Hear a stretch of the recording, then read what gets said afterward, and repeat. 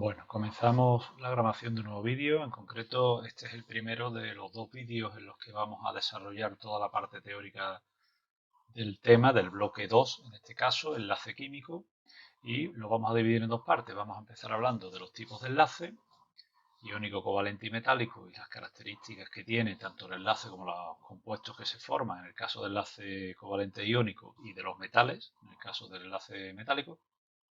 Y en un segundo vídeo hablaremos fundamentalmente de las fuerzas intermoleculares. ¿De acuerdo? Bueno, comenzaremos hablando de lo que es la regla del octete de Lewis, ¿vale? Para ello nos tenemos que hacer una pregunta.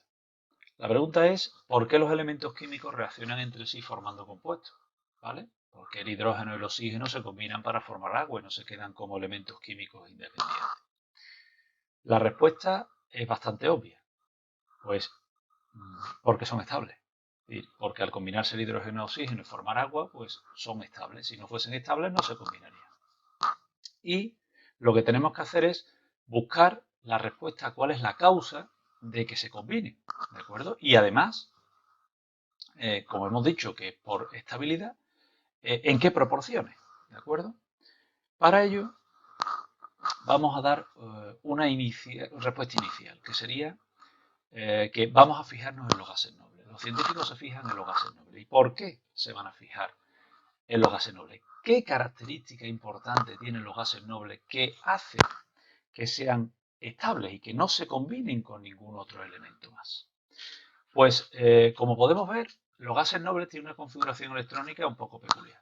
¿Veis? Tenemos ahí los gases nobles y vemos que la configuración electrónica de su última capa tiene una característica interesante, y es que tiene las subcapas S y P llenas, completas, excepto el helio, evidentemente, como podemos ver, que al estar en el primer periodo, solamente tiene la subcapa S y solamente tienen dos electrones. Es decir, que los científicos se dan cuenta que esos gases nobles, en su última capa, las subcapas S y P están llenas y entienden que eso es lo que puede explicar la estabilidad de los gases nobles y que hagan que no reaccionen con ningún otro elemento. Es decir, los gases nobles no reaccionan con ningún elemento para formar ningún compuesto porque ya son de por sí estables. E insisto, los científicos piensan que esa estabilidad se debe a esa configuración electrónica. Pues ahora sí podemos responder a la segunda pregunta que nos hicimos antes. ¿Por qué reaccionan los elementos químicos en esa proporción concreta? Es decir, por ejemplo, ¿por qué el hidrógeno con el oxígeno al formar agua se combinan dos átomos de hidrógeno y uno de oxígeno?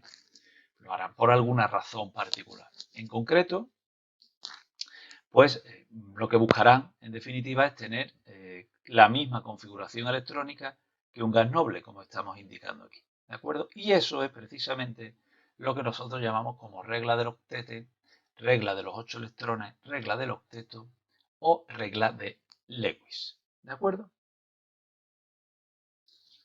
La regla del octete fue propuesta por tres científicos, Lewis, Kossel y Lamuir, ¿de acuerdo? Y a la hora de que se cumpla esa regla, es decir, que los electrones tengan su última capa llena de electrones, existen varias posibilidades. La primera, en concreto dos. La primera, que unos átomos cedan electrones unos a otros formando iones. Es decir, que haya átomos que les sobren electrones para tener su última capa llena de electrones y otros que los necesiten. Entonces unos átomos les ceden electrones a otros formando iones. Para ello, ¿qué ha de ocurrir? Como ya hemos visto en el tema anterior, pues que existe una diferencia de electronegatividad muy alta. Es decir, que se combina un elemento muy electronegativo con un elemento poco electronegativo. En este caso, hablaremos de que se va a formar enlace iónico. Se forman iones de distintos signos, interaccionan desde el punto de vista eléctrico y se forma el enlace. Pero en el caso de que a ambos elementos le haga falta ganar electrones para cumplir la regla de los octetes, la única opción que tienen es compartir. Y eso va a ocurrir cuando la diferencia de electronegatividad entre los dos elementos que se combinan sea pequeña. En definitiva, entre los no metales. Y cuando nos encontramos entre esta situación, la única opción que hay es que compartan electrones.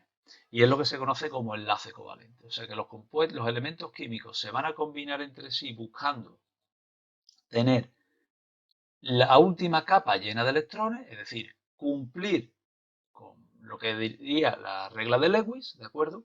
Y lo hacen de dos formas. Si la diferencia de electronegatividad es alta, unos elementos cederán electrones a otros, metales a no metales, se formarán iones y por tanto habrá una interacción de tipo eléctrico, como ahora veremos, desarrollaremos, y aquellos que tengan una diferencia de electronegatividad pequeña, pues no va a haber posibilidad de esa transferencia, por lo tanto van a tener que compartir electrones. Compartir es el término covalente, por eso se habla de enlace covalente. Y para ello, repito, diferencia de electronegatividad alta, iónico, diferencia de electronegatividad baja, covalente. Pasamos al análisis del enlace iónico. ¿Qué características tiene el enlace? Pues que se produce entre un metal y un no metal, es lo que acabamos de ver. Va a haber una transferencia de electrones desde el átomo metálico al no metálico, es decir, de los átomos del elemento metálico al no metálico. Es decir, el metal va a soltar los electrones que le sobran para tener su última capa llena de electrones y el no metal va a captar o a coger esos electrones para tener su última capa también completa. De esta forma, ¿qué es lo que está ocurriendo? Pues que se transforman en cationes y aniones. En este caso, el elemento A, que hemos llamado, se está transformando en un catión y el B en un anión. Una vez que sabemos que se produce esa transferencia, la fórmula del compuesto va a depender de cuántos electrones se intercambien. Es decir, si un metal suelta 2 electrones y un no metal necesita 1, pues necesitaremos 2 átomos del no metal que capten esos 2 electrones. Entonces la fórmula del compuesto pues reflejará que tenemos 2 átomos del no metal y un átomo del metal. Es decir, la proporción dependerá del número de electrones intercambiados. Esto es importante, es un enlace no direccional, que lo vamos a explicar ahora, ¿de acuerdo? A continuación en la siguiente diapositiva. ¿Por qué? Pues porque tenemos iones y los iones, al estar cargados eléctricamente, esa interacción eléctrica se produce en todas las direcciones. Es decir, no vamos a poder decir que un ion interacciona única y exclusivamente con otro, sino que se va a producir una interacción en todas direcciones. ¿Eso qué va a provocar? Pues que va a provocar la formación de redes tridimensionales cristalinas de iones. Es decir, vamos a tener ahí millones y millones de iones ocupando unas posiciones concretas en una estructura y que se va a mantener mediante una atracción de tipo eléctrico. ¿Eso a qué lleva? A que los compuestos iónicos no van a formar moléculas. Por lo tanto, no podemos hablar de moléculas en los compuestos iónicos. ¿De acuerdo? Solamente podremos hablar de ellas en los compuestos covalentes. Y en definitiva, el fin común de ambos tipos de enlace, en este caso estamos hablando de enlace iónico, es cumplir la regla de los tetes de Lewis, es decir, tener su última capa llena de electrones. Vamos a explicar un poquito eso de las redes cristalinas iónicas y que el enlace sea no direccional. Hemos dicho que un ion no interacciona, sea un catión o un anión, ¿vale? Aquí he puesto las dos situaciones, pues no interacciona únicamente con el catión o anión adyacente. Es decir, una partícula cargada interacciona con cualquier partícula cargada que se encuentre en cualquier dirección. ¿De acuerdo? El valor de esa interacción, atractiva si son de cargas distintas o repulsivas si son de la misma carga, dependerá de la distancia. Es decir, se producirá una mayor atracción entre dos cargas de distintos signos si la distancia es pequeña y si la distancia es muy grande, pues la fuerza de atracción será muy pequeña, ¿vale?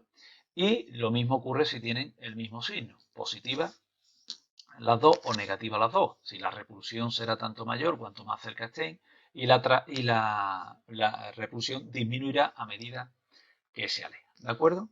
¿Eso qué va a provocar? Eso va a provocar que a la hora de situar esos millones y millones y millones de iones de distintos signos que se van a formar, porque repito, van a formarse redes tridimensionales de iones, yo voy a tener ahí muchos iones, van a formar estructuras cristalinas. Estructuras cristalinas significa estructuras ordenadas, ¿de acuerdo? Cuando nosotros hablamos de cristales en mineralogía, hablamos de estructuras que en su interior los átomos ocupan posiciones fijas y ordenadas, ¿de acuerdo? Podemos saber dónde se pueden encontrar los átomos de los distintos elementos porque tienen un orden, ¿de acuerdo? Y ahora vamos a ver varios ejemplos de redes cristalinas.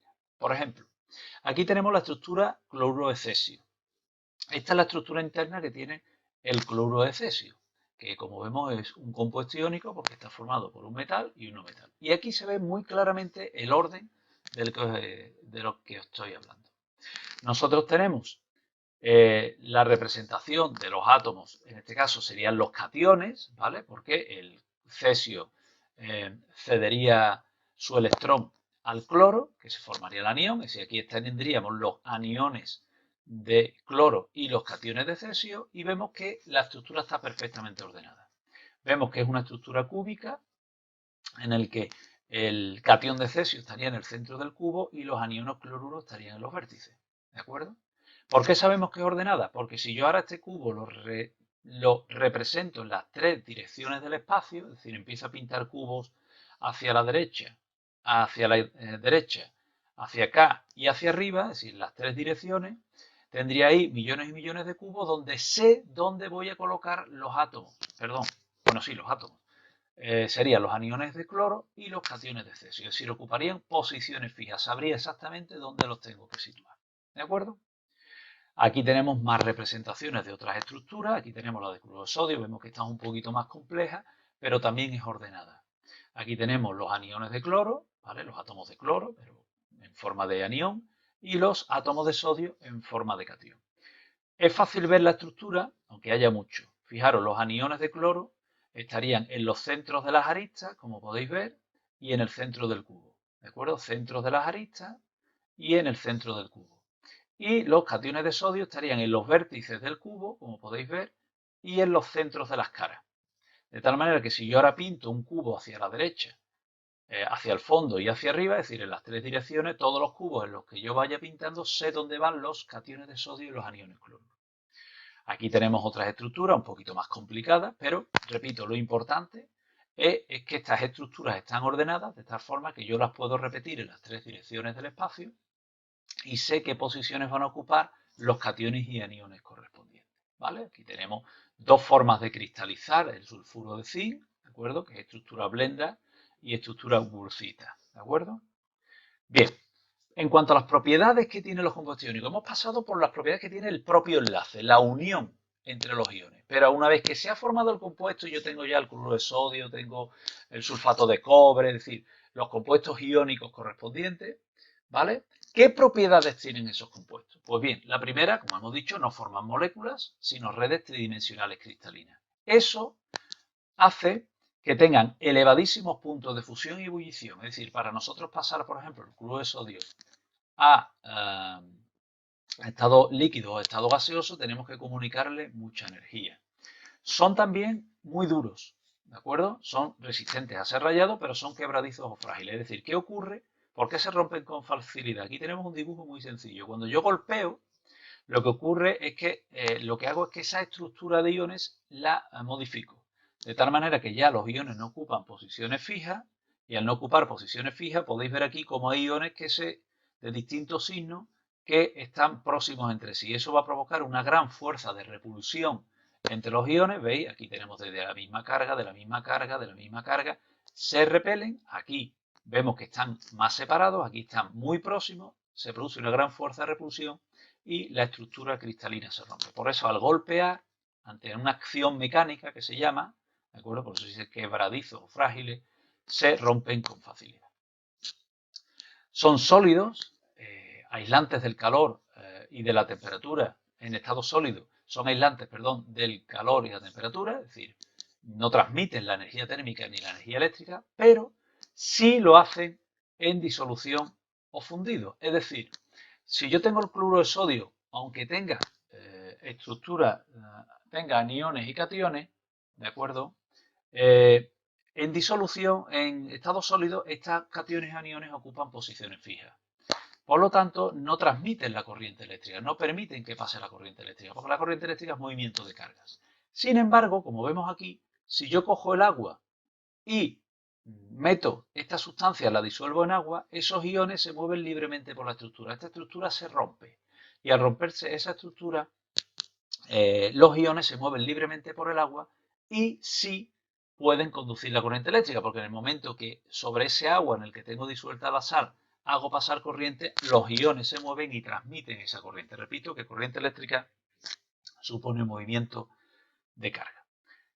La mayoría de ellos son solubles en disolventes polares, en concreto el agua, ¿vale? E insolubles en disolventes apolares. Lo que es polar y apolar, ¿de acuerdo? Lo veremos en el segundo vídeo, ¿de acuerdo? Entonces, de momento, pues, disolventes apolares tenemos fundamentalmente compuestos orgánicos como el aceite, la gasolina, etcétera, y el disolvente polar por excelencia es el agua, ¿de acuerdo? Pero repito que en un próximo vídeo veremos qué significa eso de la polaridad y cómo eso afecta a que los compuestos químicos puedan ser polares o apolares. Bien, pasamos al enlace covalente. El análisis que vamos a hacer es muy parecido. En cuanto al enlace covalente, empezaremos hablando de las características del enlace. A diferencia del iónico, se produce entre dos no metales. Aquí se va a producir, van a compartir los electrones. La fórmula del compuesto va a depender de cuántos electrones compartan. Lo mismo que antes en el enlace iónico veíamos en función de cuántos electrones se transferían, aquí en función de cuántos compartan. Y a diferencia del iónico, este sí es un enlace direccional. Es decir, los electrones que se van a compartir se sitúan siempre en la línea que une ambos átomos. ¿De acuerdo? Aquí tenemos, por ejemplo, dos átomos. Cada uno aporta un electrón y lo va a aportar, lo va a situar en la dirección que une los dos átomos. Por eso decimos que es un enlace direccional. Yo sé en todo momento dónde se van a encontrar este par de electrones. ¿Vale? Una vez que se comparte, lo vamos a representar por una línea o guión. La línea va a representar el par de electrones compartidos. Y eso va a significar que este par de electrones pertenece a los dos. Entonces, fijaros, si antes este átomo A solamente tenía un electrón y este átomo A solamente tenía uno, si lo comparten y forman un enlace compartido o covalente, este par de electrones es como si fuera para los dos, con lo cual ahora este átomo A es como si tuviese dos electrones y este otro átomo A también. ¿De acuerdo? Y de esta manera van a ir buscando cumplir con la regla de los tetes. Esto también me explica por qué los compuestos covalentes forman moléculas. Porque si llega un momento en que estos dos átomos, mediante esa posibilidad que tienen de compartir un electrón cada uno, ya tienen los dos su última capa llena de electrones y están cumpliendo la regla de los tetes, se van a mover de forma independiente, ya no se van a combinar con nadie más. Con lo cual van a formar moléculas. Es decir, este compuesto, o esta sustancia, mejor dicho, estaría formado por moléculas en las que por cada molécula tengo una pareja de átomos. Y esto hace que yo tenga en un recipiente millones y millones y millones de parejas de átomos A, ¿de acuerdo? Dentro de esa estructura. Se mueven de forma independiente, como si fueran parejas independientes. No solamente vamos a ver que se forman parejas de átomos, sino que puedo tener moléculas formadas por varios átomos. Teoría de Lewis. Recordemos, se basa en la regla del octeto, octete, regla de los 8 electrones, que creo que no lo he comentado antes, también sirve, configuración electrónica de gas noble, es decir, hay muchas formas de decirlo, ¿de acuerdo? Repito, ¿qué es lo que va a ocurrir aquí? Que nosotros vamos a tener dos átomos no metálicos que van a compartir electrones, formando pares de electrones, lo que se conoce como dobletes electrónicos. De forma que cada átomo, repito, va a intentar rodearse de esos 8 electrones, 2 en el caso del hidrógeno y el helio, como ya hemos visto, y tener su última capa llena de electrones, es decir, tener configuración de gas noble. A los dobletes electrónicos compartidos se le llaman pares de enlace y como hemos visto, se representan con una línea. Cada enlace puede estar formado por más de un par de electrones, como vamos a ver ahora varios ejemplos. Es decir, que cuando se produce la unión entre dos átomos, ¿vale? Bueno, lo vamos a ver ahora en la siguiente diapositiva. En definitiva, cuando el enlace entre dos átomos está formado por un solo par de electrones, se le llama enlace sencillo o simple. Cuando el enlace entre dos átomos está formado por dos pares de electrones, se llama enlace doble. Y cuando el enlace está formado por tres pares de electrones, entre dos átomos, se le llama enlace triple. Al resto de pares de electrones que siguen perteneciendo al mismo átomo, ¿de acuerdo? Y que no ha necesitado compartir, ¿de acuerdo? Se le llama pares de no enlace. E insisto, siguen perteneciendo al mismo átomo. Y como para muestra un botón, vamos a ver distintos ejemplos y sobre ellos voy a volver a hacer comentarios sobre esto. Fijaros, el hidrógeno se combina, tienen un electrón cada uno, entonces ¿qué hacen dos átomos de hidrógeno? Comparten, cada uno aporta su electrón y lo que hacen es compartirlo. se formaría un enlace entre los dos. Por eso el hidrógeno es molecular, es H2, porque los átomos de hidrógeno de forma independiente serían muy inestables. Entonces se combinan formando lo que se conoce como la molécula de hidrógeno, H2. Es decir, lo que tenemos es, tendríamos millones y millones y millones de parejas de átomos de hidrógeno dentro de un recipiente, puesto que el hidrógeno es gaseoso, ¿de acuerdo? Y que se moverían libremente. Este enlace se llama sencillo porque fijaros que solamente se ha formado por la combinación de un par de electrones, cada uno aportado por un átomo de hidrógeno. Pero si nos vamos al oxígeno, vemos cómo para formarse la molécula de oxígeno, el O2, es necesario que los dos átomos de oxígeno compartan dos pares de electrones. Es decir, este átomo de oxígeno comparte un electrón con este, formaría un enlace, que sería este, pero todavía a cada átomo de oxígeno le seguiría faltando uno. Entonces, ¿qué hacen? Volver a compartir otro.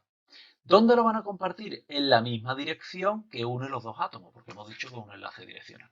Por lo tanto, se va a formar un único enlace, pero está formado por dos pares de electrones. Esta unión está formada por dos pares de electrones. Por eso se llama enlace doble. ¿De acuerdo?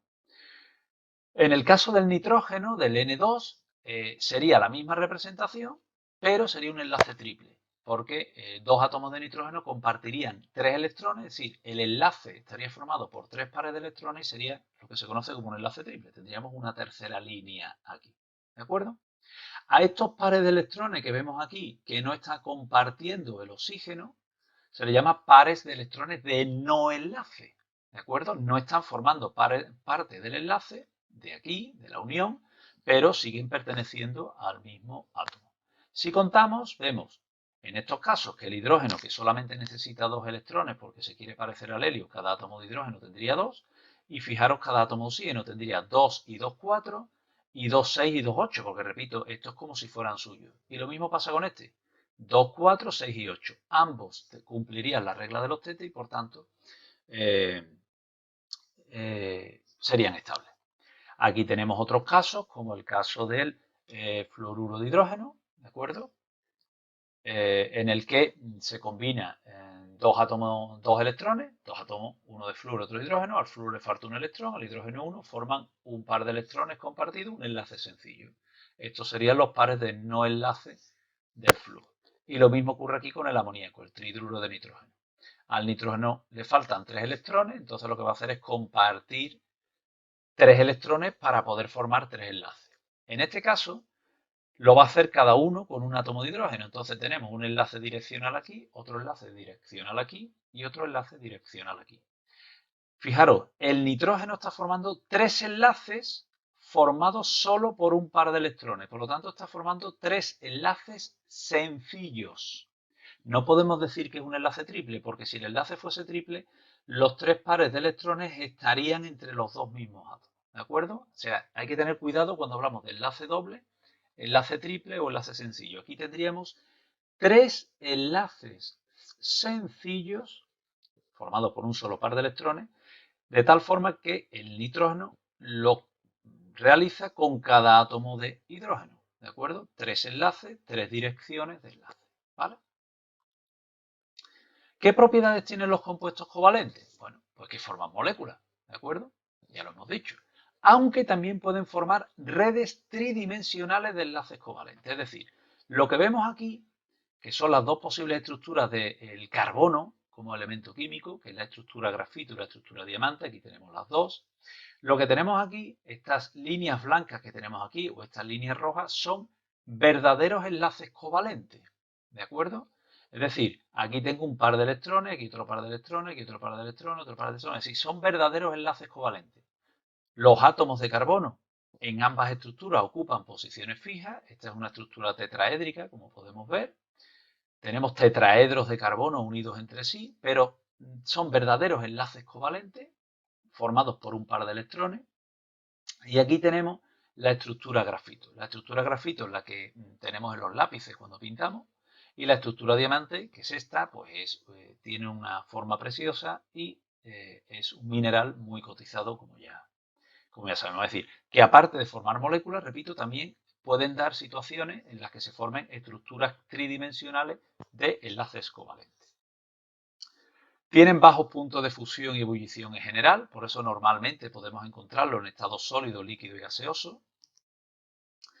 y su variación va a depender de su masa molecular. Eso ya lo veremos más adelante, ¿de acuerdo?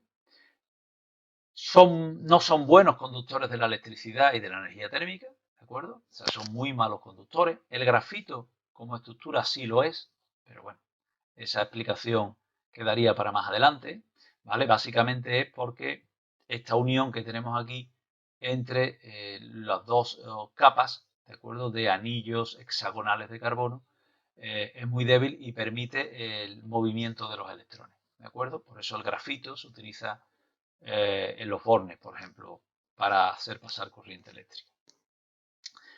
Y por último, son solubles en disolventes polares, generalmente son solubles en disolventes polares, como el agua, que repito que es el disolvente polar por excelencia, y también pueden serlo en apolares, porque ya veremos que los compuestos covalentes pueden ser polares o apolares. Anticipo.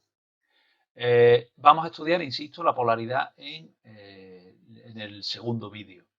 Pero una regla mnemotécnica que se utiliza mucho en el laboratorio, cuando nosotros queremos disolver sustancias unas en otras, es que semejante disuelva semejante.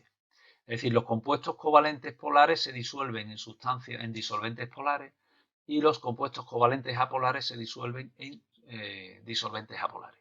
Por eso, como hay compuestos covalentes polares y apolares, por eso digo que podemos disolverlos tanto en unos como en otros. Todos aquellos compuestos que sean polares, pues son solubles en agua. Los que no lo son, pues habrá que buscar otro disolvente, como puede ser el benceno, tetracloruro de carbono, el tolueno, es decir, hay distintos compuestos orgánicos que se utilizan como disolventes apolares en caso de que sea necesario. Pero insisto, lo que es la polaridad lo veremos en las fuerzas intermoleculares. De momento, por lo menos, que nos suene la propiedad.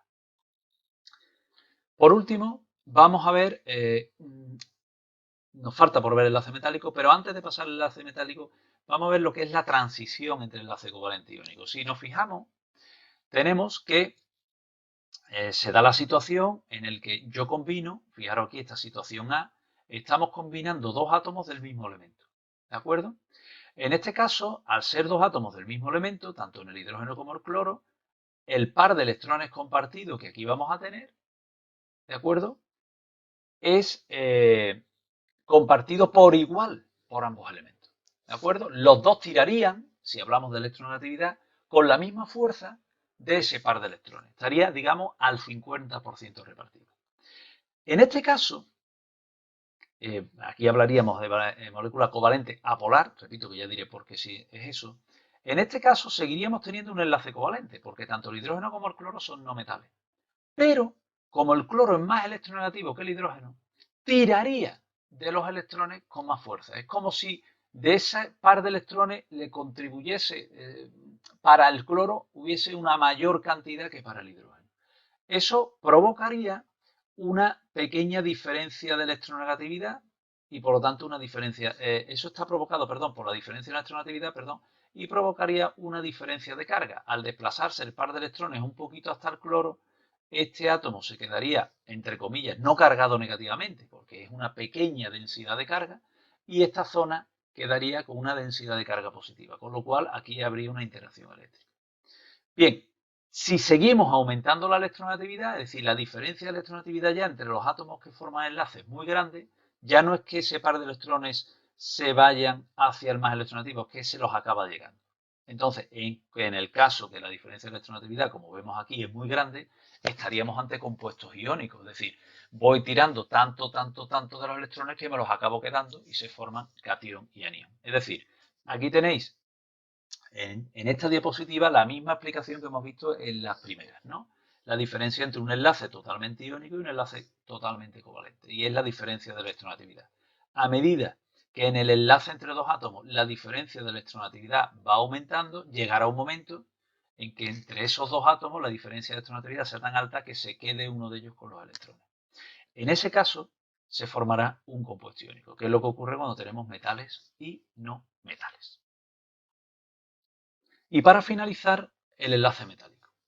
Cuando hablamos de enlace metálico, no me estoy refiriendo a enlace entre átomos de diferentes metales, es decir, entre un átomo de potasio y un átomo de cobre. Los metales no reaccionan entre sí. Como mucho, lo que forman son disoluciones. Por ejemplo, el bronce es una aleación o disolución de cobre y estaño.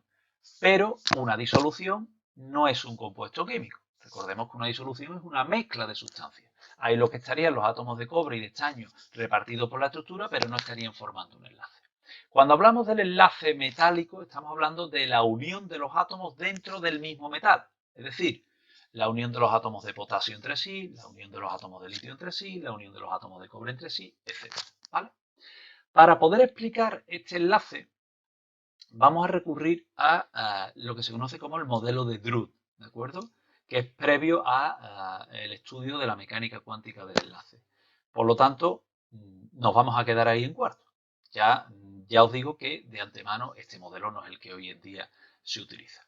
Lo que va a ocurrir en los metales, ¿de acuerdo? Que también van a formar estructuras tridimensionales en los que los cationes, como hablaremos ahora, formarán parte de esa estructura, es lo siguiente. ¿Qué dice el modelo de Drude? Pues lo que dice el modelo de Drude básicamente es lo que tenemos aquí reflejado. Es decir, Drude dice que los átomos de potasio, de litio, de sodio, de cobre, del elemento metálico que sea, se desprenden de sus electrones de la última capa. ¿Vale? Nos vamos a la última capa y esos átomos de potasio, esos átomos de estroncio, esos átomos de cobre, liberan esos electrones, dejan libres esos electrones de la última capa. Por lo tanto, todos se transforman en cationes. Y esos cationes van a ocupar, aquí se ve mucho mejor que aquí, posiciones fijas en una estructura tridimensional ordenada. ¿De acuerdo? Por ejemplo, aquí tengo representado una red cúbica. Vemos que los cationes están ocupando los vértices de esa red cúbica. ¿Qué va a ocurrir con esos electrones de la última capa que están libres? Pues que se mueven libremente por toda la estructura. De tal manera que al moverse libremente por aquí, impiden que haya una repulsión muy grande entre los cationes, ¿de acuerdo? Y esa libertad de movimiento, por ejemplo, va a explicar por qué son buenos conductores de la corriente eléctrica, porque los electrones al moverse, repito, corriente eléctrica, movimiento de carga, provocan esa corriente, ¿de acuerdo? Y también va a explicar también por qué son buenos conductores térmicos. Es decir, ¿quién va a ser los responsables de transmitir esa energía térmica? Los electrones. Cuando nosotros le aportemos, calentemos un metal, esos electrones se van a mover por la estructura y por lo tanto van a provocar esa transmisión de energía. ¿De acuerdo? Bien, esto es lo que dice el modelo de Brooke. ¿De acuerdo? Que los átomos del metal se desprenden de los electrones de su última capa, ocupan, por tanto, posiciones fijas y estos se mueven libremente por toda la estructura. Propiedades de los metales, para finalizar, pues son sólidos a temperatura ambiente, si tienen una unión muy fuerte, por lo tanto, para pasarlo a estado líquido hay que comunicarle energía, exceptuando algunos metales muy pesados como son el mercurio y el galio, es decir, son muy densos, pero están en estado líquido. Sus puntos de fusión, por tanto, y ebullición son muy altos, al tener, repito, esa estructura compacta, y es necesario suministrar una energía muy alta. Son buenos conductores del calor y de la corriente eléctrica, ya que, repito, a través del modelo de Drude se puede explicar, los electrones están libres, los de la última capa, como vemos aquí, están libres y, por lo tanto, en el momento que aplicamos una diferencia de potencial, los electrones se mueven con total facilidad. Y también se moverán transmitiendo esa energía térmica que le estamos comunicando cuando calentamos. Poseen brillo característico, se llama brillo metálico, una elevada densidad, es decir, al ser sólidos a temperatura ambiente suelen tener mucha masa en poco volumen, por lo tanto suelen ser muy densos, y a la vez son dúctiles y maleables, es decir, puedo hacer láminas e hilos con ellos. ¿Cómo podemos explicar eso? Aquí tenemos una representación, ¿de acuerdo? Si nosotros golpeamos la estructura del metal, lo que podemos hacer es desplazar los átomos de la estructura. Nos volvemos un momento aquí. Yo golpeo y lo que estoy es desplazando los cationes de la estructura hacia la izquierda, hacia la derecha, con lo cual se deslizan con facilidad y mediante el golpeo yo puedo hacer láminas, ¿de acuerdo?, de metales o, en su defecto, obtener hilos de ellos. Y eso se debe a que se fracturan con facilidad. Si se pueden romper con facilidad y por lo tanto se pueden moldear también, ¿de acuerdo? Si el golpeo es demasiado brusco lo puedo romper. Si no puedo ir, repito, moldeando, trabajando el metal y moldeándolo bien en forma de láminas o en forma de hilos, ¿de acuerdo? Bien, con esto finalizamos el vídeo. hemos visto los tres tipos de enlaces, las características generales del enlace, las propiedades que tienen los compuestos, tanto iónicos como covalentes, y en el caso del metal, el modelo de Drude, como explica la estructura y cómo está la estructura interna de los metales y de sus uniones, la unión de sus átomos y las propiedades que presentaría. ¿De acuerdo? Bien, pues con esto finalizamos el vídeo.